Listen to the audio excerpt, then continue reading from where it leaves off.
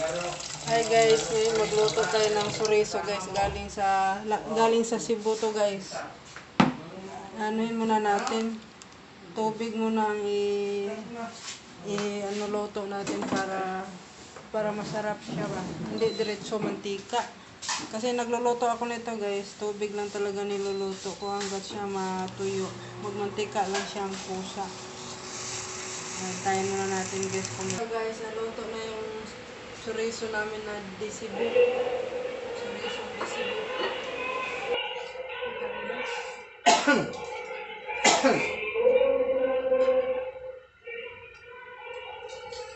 Parang nasa Cebu din ako guys. Gantingin lang natin guys. Kasi ano siya, nakatali siya.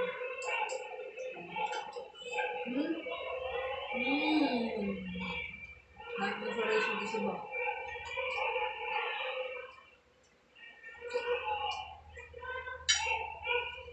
Lalo na guys, nalaman siya. Puso, alam mo ba yung puso? Yung nakabalot sa dami ng niyog.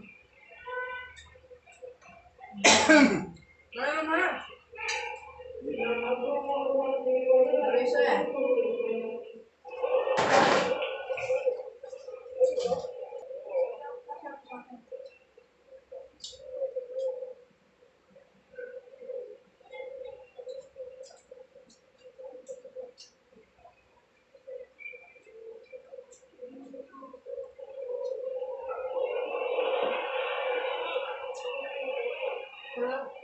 Sarap siya.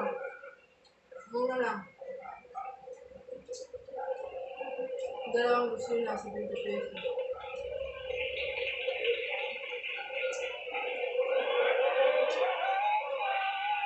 Diyan sa ano kayo? Kumari ko. Kaya nagpipinggan ko.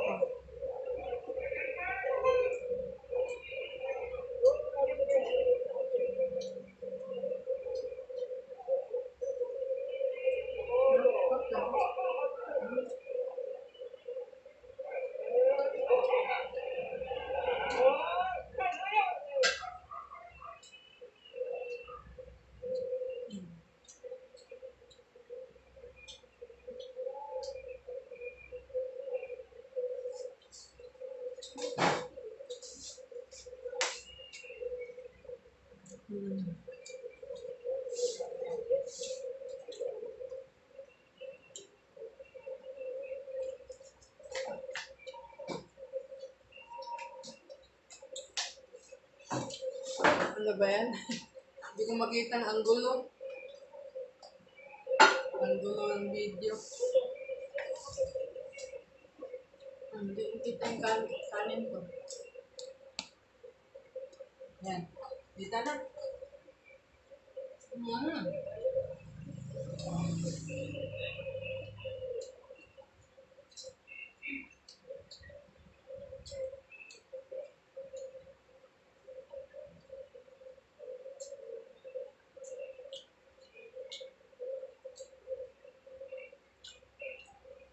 Gandahan lang.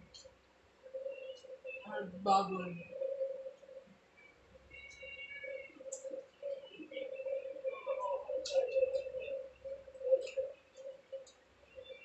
Mahal sana ito sa sawang tuyo at saka suka. Kasi lang bawal sa atin tuyo.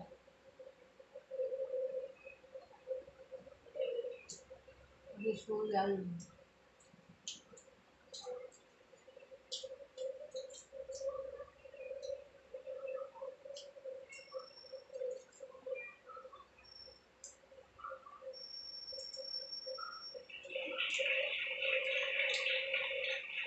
Kaya ako nagluto ng ganito, tubig mo lang nilpuna ko. Pinapuluan ko muna.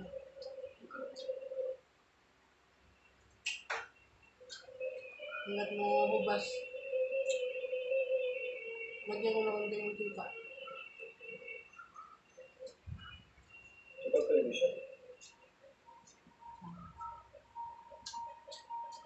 Kaya, di ba kayo, dito, hindi naluto yung ano? Yung loob.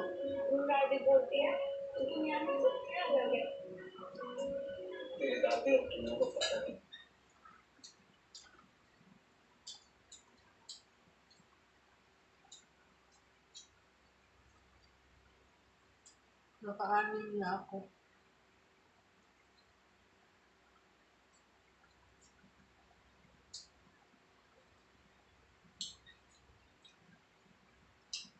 Ang busog. Busog itala.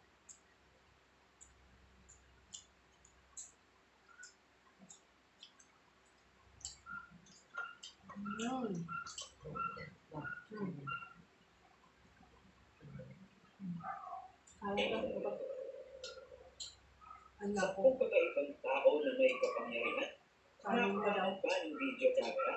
Ito kaya ito? Yo, good guys, Clark TV here. Sa video na ito, pag-uusapan natin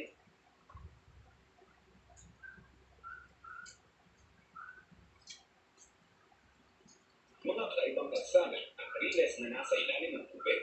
Welcome sa Clark TV. Akala niyo ba ay sa ibabaw lang ng lupa makikita ang mga riles at kalsada? Ngunit sa kaalaman ng marami ay meron na ngayong tinatawag na undersea tunnels and railroads. Ang mga ito ay ginawa o itinayo sa ilalim ng dagat o estuary at inilalagay sila sa mga lugar na hindi kayang itayo.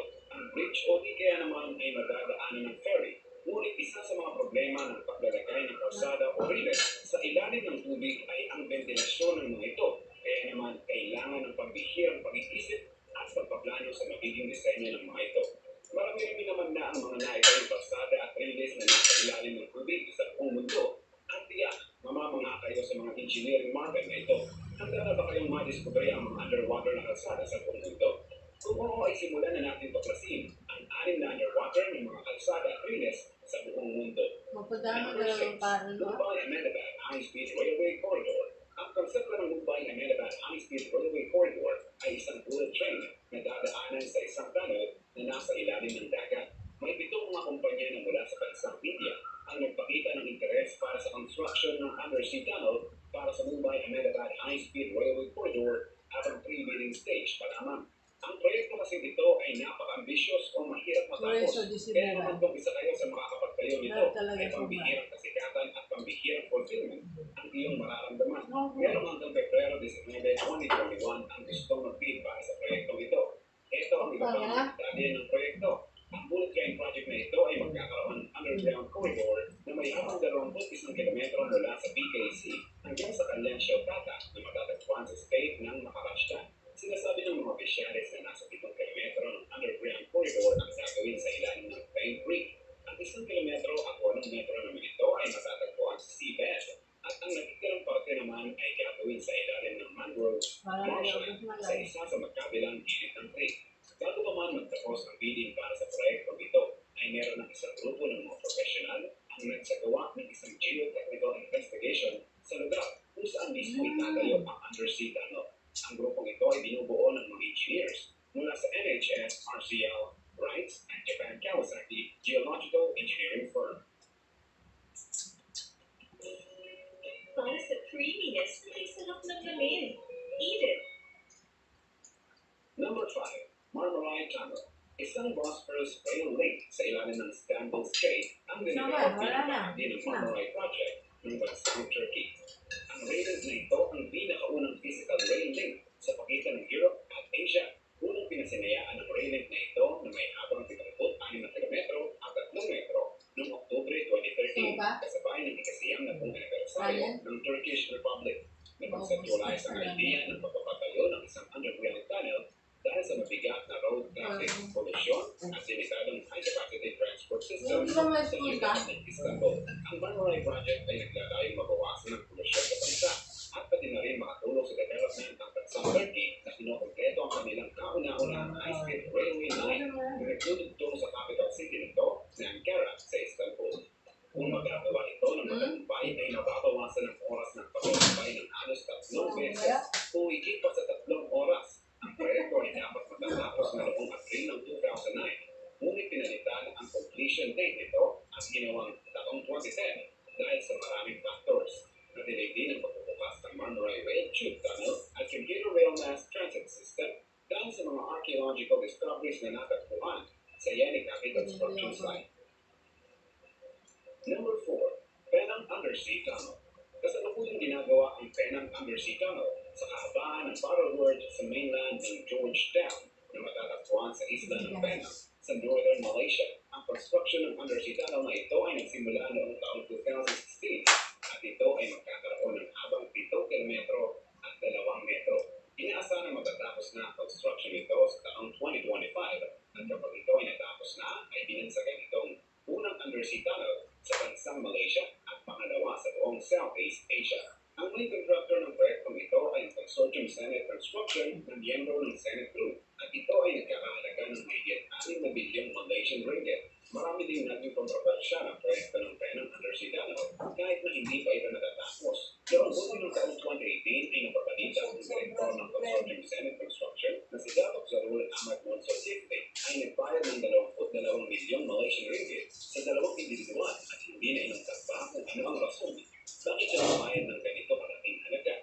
Noong Hulyo at Abril ng 2019 naman ay kinasuhan ng cheating ng isang businessman ang direktor na ito dahil sa paglulusay nito ng 11 milyong Malaysian ringgit sa iba't ibang lokasyon ng Penang Undersea Tunnel at inaresto siya ng MACC. Number 3, Dubai Floating Tunnel. Isa sa mga minumungkahi ng National Advisory Bureau ng United Arab Emirates ang pagtayo ng isang subsea rail na idudugtong sa India. Ito ay tinawag na Fujairah Mumbai Subsea Tunnel Project na kung saan magtatayo ng riles sa ilalim ng karagatan upang makadaan ang isang ultra-speed na tren mula sa United Arab Emirates hanggang sa India at pabalik. Layunin ng proyektong ito na mapadali ang paglalakbay ng mga turista. Masyado si Bilay, guys. Ng United Arab Emirates patungo sa India. Maaari din magpadala ng kalakad ang tren kasabay ng mga pasahero nito bukod sa riles para sa ultra-speed train. Mayroon din pipeline ang planong itayo upang mas mapadali ang pagdala ng mga oil at gas sa pagitan ng dalawang bansa. Number 2, East-West Metro Tunnel. Nagtatayo din ang India sa pamumuno ng Kolkata Metro Rail Corporation ng underwater river tunnel sa siyudad ng Kolkata, West Bengal. Hihirit pa ako. Ang Metro Tunnel ay ginagawa sa ilalim ng Hooghly River at ito ay mayroong kahabaan na 10.8 kilometers at dapat na 18 feet. Bago inilansad ang construction para sa East-West Metro Tunnel, pansamantalang pinanigas muna ang mga may-ari ng mga bahay at iba pang mga establishment na malapit sa Hooghly River. Dito din ilalagay ang mga riles na may kahabaan na 520 meters upang makadaan ang mga tren ng East-West Metro Line at ng Kolkata Metro Rail Corporation. Ayon sa plano ng Kolkata Metro Rail Corporation, matatapos ang East-West Metro Tunnel sa 2021. Uy, wala maganda. Tapos sa magic. Ang sarap ng Magic Creams. Mag-chocolate din niya. Number 1, Norway Floating Highway. Sikat ang Norway para sa mga magagandang tanawin. Yes, mag-upload na ako, guys.